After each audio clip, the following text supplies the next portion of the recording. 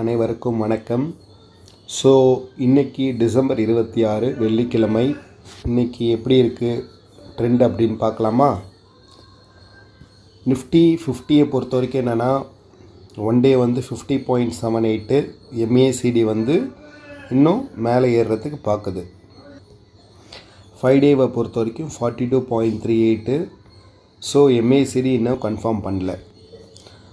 1 மந்த்தை பொறுத்த வரைக்கும் டவுன் சைடில் தான் ரெண்டுமே இருக்குது.